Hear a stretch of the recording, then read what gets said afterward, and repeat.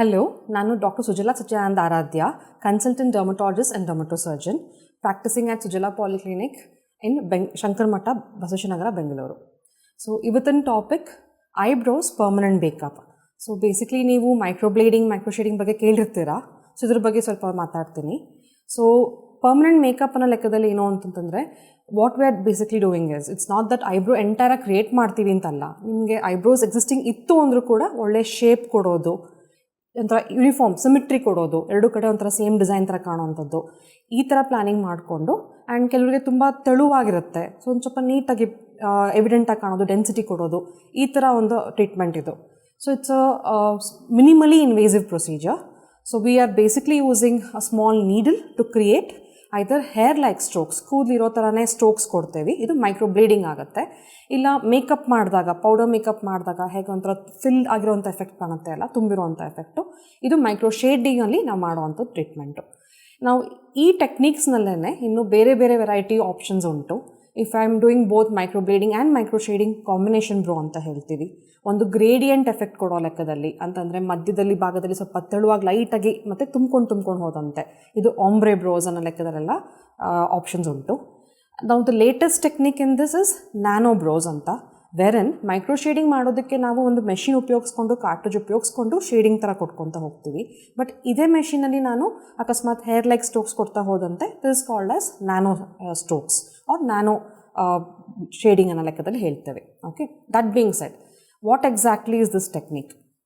So ಯಾರ್ಯಾರಿಗೆ eyebrows ತುಂಬ ತೆಳುವಾಗ್ತಾ ಹೋಗಿದೆ, ಥೈರಾಯ್ಡ್ ಇದ್ದು ತೆಳುವಾಗ್ತಾ ಹೋಯಿತು, ಕೆಲವರಿಗೆ ಈ ಮಧ್ಯದ ಭಾಗದಲ್ಲಿ ಅಷ್ಟು ಎವಿಡೆಂಟಾಗಿ ಕಾಣೋದಿಲ್ಲ, ತುಂಬ ಸಣ್ಣಕ್ಕಿರುತ್ತೆ, ಇನ್ನು ಕೆಲವರಿಗೆ ಈ ಟೇಲ್ ಎಂಡ್ಗೆ ತುಂಬ ತೆಳುವಾಗ್ತಾ ಹೋಗುತ್ತೆ, ಈ ಥರ ವೇರಿಯೇಷನ್ಸ್ ಇದ್ದಂತೆ. ಸಮ್ಟೈಮ್ಸ್ ಹೌದು, ಅಲೋಪೇಷ ಇದ್ದಿರೋಂಥ ಪೇಷಂಟ್ಸು ಕೂಡ, ವೇರ್ ಅವ್ರಿಗೆ ನ್ಯಾಚುರಲ್ ಆಗಿ ಹೇರ್ ಗ್ರೋತ್ ಕೂಡ ತುಂಬ ಎಫೆಕ್ಟ್ ಆಗಿರುತ್ತೆ. Though they're on treatment, response ಬರೋದಕ್ಕೆ ಟೈಮ್ ಆಗ್ತಿತ್ತು ಅಂತಂತಂದರೆ, ಅಟ್ಲೀಸ್ಟ್ ಈ ಟೆಕ್ನಿಕಲ್ಲಿ ಸ್ವಲ್ಪ ನೋಡೋ ಮಟ್ಟಕ್ಕಾದರೂ ಸ್ವಲ್ಪ ನ್ಯಾಚುರಲ್ ಆಗಿ ಐಬ್ರೋಸ್ ಫಿಲ್ಡ್ ಆಗಿದೆ ಅನ್ನೋ ಲೆಕ್ಕದಲ್ಲಿ ಕಾಣಿಸ್ತಾ ಹೋಗುತ್ತೆ. ಸೊ ಹಾನೆಸ್ಟ್ಲಿ ಸ್ಪೀಕಿಂಗ್, ಸುಮಾರು ಪೇಷಂಟ್ಸ್ ಇದು ಮಾಡಿಸಾದ್ಮೇಲೆ ಇಷ್ಟರ ಮಟ್ಟಿಗೆ ವೇರಿಯೇಷನ್ಸ್ ಕೊಡುತ್ತೆ, ಚೇಂಜ್ ಕೊಡುತ್ತೆ, ನಮ್ಮ ಮುಖದಲ್ಲಿ ಒಂಥರ ಕಳೆ ಬಂತು ಅನ್ನೋ ಲೆಕ್ಕದಲ್ಲೇ ರೆಸ್ಪಾನ್ಸ್ ಕೊಟ್ಟು ಹೋಗ್ತಾರೆ, ರಿವ್ಯೂಸ್ ಕೊಟ್ಟು ಹೋಗ್ತಾರೆ. ಮೇನ್ಲಿ ಪ್ರೊಸೀಜರ್ ಪ್ರಾಪರ್ ಏನು, ಆ್ಯಸ್ ಐ ಸೆಡ್, ಐಬ್ರೋಸ್ನ ಶೇಪ್ ಮಾಡೋದಕ್ಕೆ ಮ್ಯಾಪಿಂಗ್ ಅಂತ ಹೇಳ್ತೀವಿ.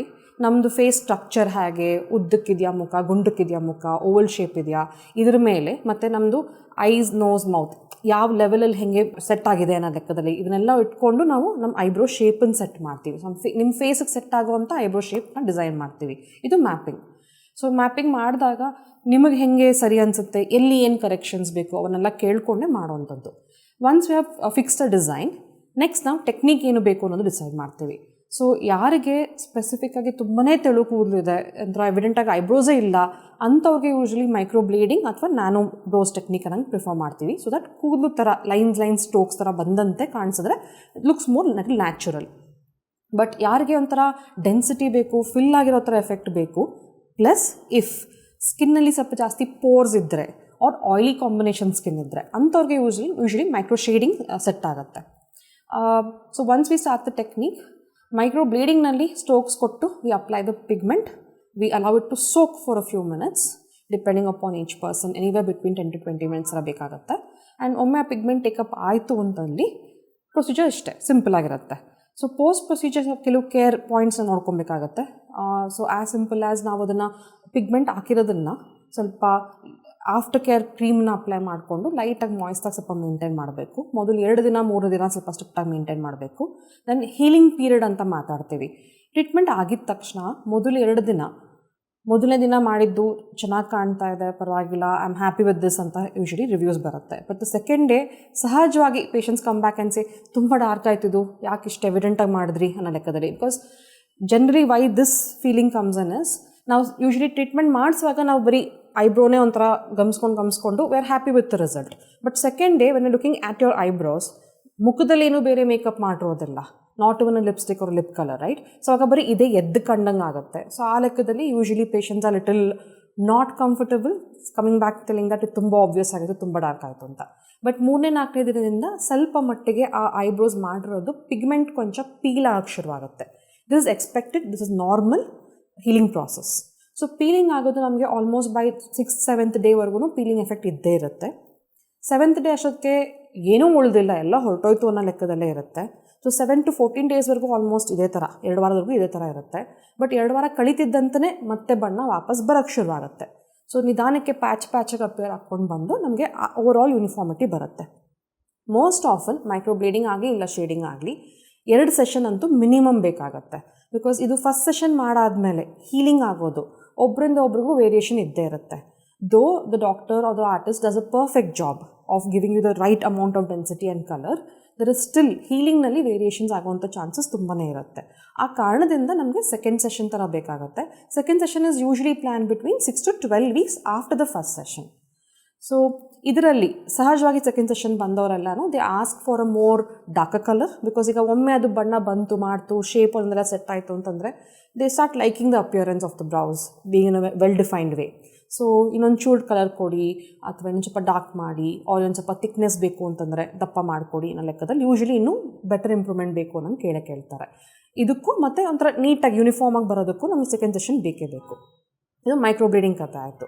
ಸೊ ಮೈಕ್ರೋ ಶೇಡಿಂಗ್ನಲ್ಲಿ ಏನು ಅಂತಂದರೆ as I explain basically dots ಥರ ಅಪ್ಲಿಕೇಶನ್ ಥರ ಬರುತ್ತೆ.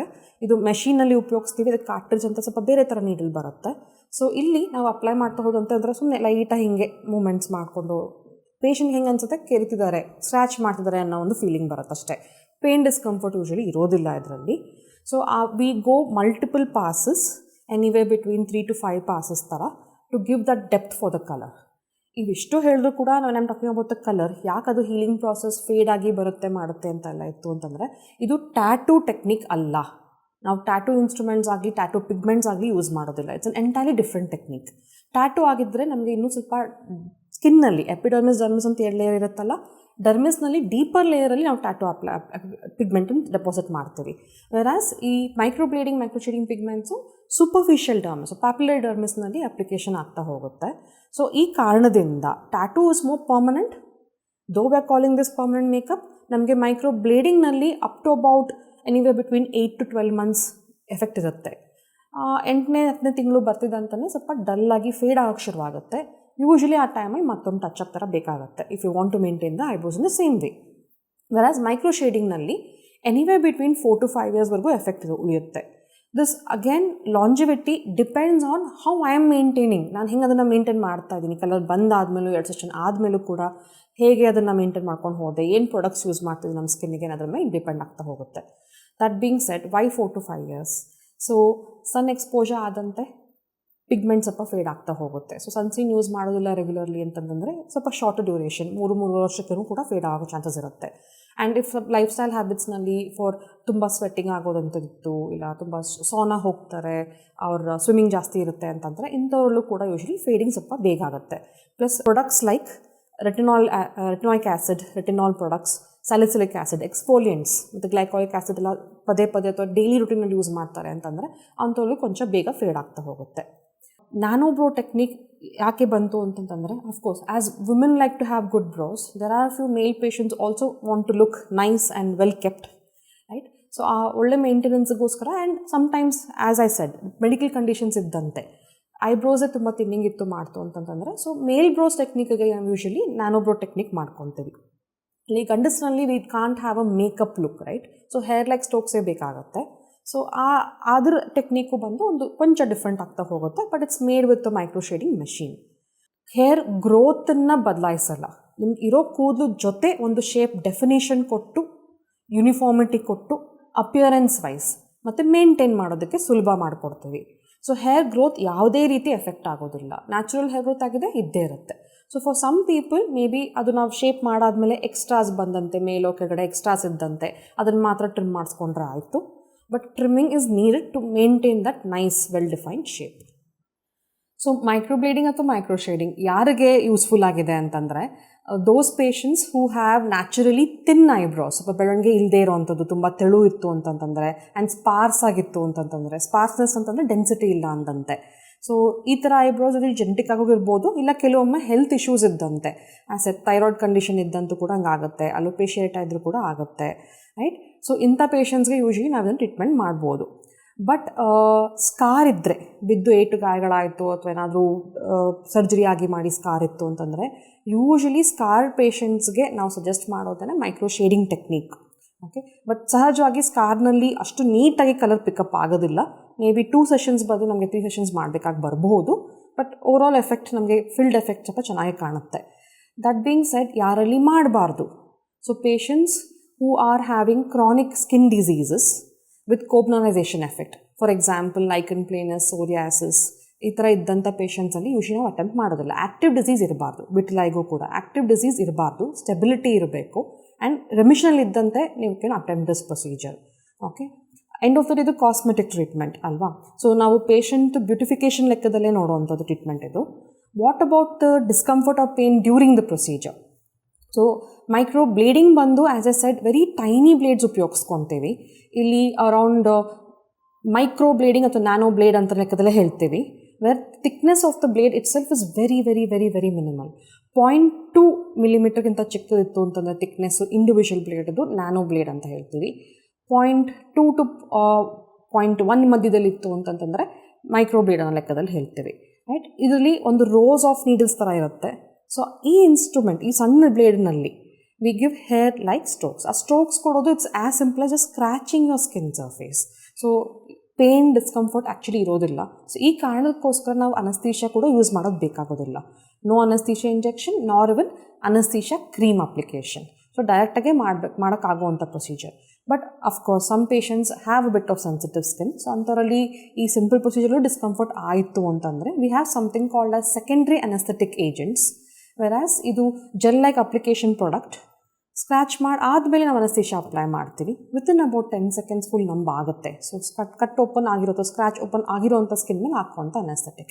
ಸೊ ಇದು usually we always keep in stock and well doing the procedure. Whereas micro shading ನಾನು ಹೇಳಿದಂತೆ it is where you are creating tiny multiple dots. ಒಂದು ಮೆಷಿನಲ್ಲಿ ಕಾರ್ಟ್ರಿಜ್ ಅಂತ ಬರುತ್ತೆ, ವೇರ್ ದಟ್ ನೀಡಲ್ ಟಿಪ್ ಬಂದು ಒಳಗೆ ಹೊರಗೆ ಮೂವ್ಮೆಂಟ್ ಆಗ್ತಾ ಇರುತ್ತೆ. ಸೊ ಇದರಲ್ಲಿ ಸಣ್ಣ ಚುಕ್ಕೆಗಳು ಅಪ್ಲೈ ಮಾಡ್ಕೊಂಡು ಹೋಗ್ತಾ ಇರುತ್ತೆ. ಸೊ ಇದನ್ನು ನಾವು ಶೇಡ್ ಮಾಡಿದಂತೆ ಪೆನ್ಸಿಲ್ ಶೇಡಿಂಗ್ ಥರ ಮೂಮೆಂಟ್ಸಲ್ಲಿ we do the procedure to give a nice density. 3 times ಒಂದು ಮಧ್ಯದಿಂದ ಹಿಂದೆ ಮಧ್ಯದಿಂದ ಕೊನೆ ಲೆಕ್ಕದಲ್ಲಿ ಒಂದು 3 ಸತಿನೋ ಇಲ್ಲ 4 ಸತಿನೋ 5 ಸತಿನೋ ಕೂಡ ಮಾಡಬೇಕಾಗಿ ಬರ್ಬೋದು. ಸೊ ಈ micro shading technically again pain ಅನ್ನೋದು ಅಷ್ಟು ನೋಡೋದಿಲ್ಲ ನಾವು. Honestly speaking it's painless, but discomfort sometimes ಆಗ್ಬರ್ಬೋದು. ಬಿಕಾಸ್ ನಾವು ಒಂದೇ ಜಾಗದಲ್ಲಿ ಮತ್ತೆ ಟ್ರೀಟ್ಮೆಂಟ್ ಮಾಡ್ತಿರ್ತೀವಿ ಅಲ್ವಾ. ಸೊ ಇಟ್ ಮೋಸ್ಟ್ ಆಫನ್ ನಮಗೆ ಏನು ಹೇಳ್ತಾರೆ ಪೇಷಂಟ್ಸ್ ಅಂತಂದರೆ ಅದೇ ಜಾಗದಲ್ಲಿ ಕೆರೆದಂತೆ ಸ್ಕ್ರ್ಯಾಚ್ ಮಾಡಿದಂತೆ ಫೀಲಿಂಗ್ ಇರುತ್ತೆ ಅನ್ನೋದು ಹೇಳ್ತಾರೆ. ಬಟ್ ಇಲ್ಲೂ ಕೂಡ ಸೆಕೆಂಡ್ರಿ ಅನಸ್ಥೆಟಿಕ್ ಉಪಯೋಗಿಸ್ಕೊಂಡಂತೆ they'll be quite comfortable and as I said hardly pain sense ಆಗೋದೇ ಇಲ್ಲ. ಪ್ರೊಸೀಜರ್ ಮಾಡಾದ್ಮೇಲೂ ಕೂಡ ದೇ ಆರ್ ಕ್ವೈಟ್ ಕಂಫರ್ಟಬಲ್. ಮಾಡಿಸಿದಂತಲೇ ಅನ್ಸೋದಿಲ್ಲ, ಏನೂ ಫೀಲಿಂಗ್ ಇಲ್ಲ, ಡಿಸ್ಕಂಫರ್ಟ್ ಇಲ್ಲ, ಪೇನ್ ಇಲ್ಲ ಅನ್ನೋ ಲೆಕ್ಕದಲ್ಲೇ ರಿವ್ಯೂಸ್ ಬರುತ್ತೆ usually. I hope I have answered all the common questions regarding this technique of permanent makeup for eyebrows. So, thank you.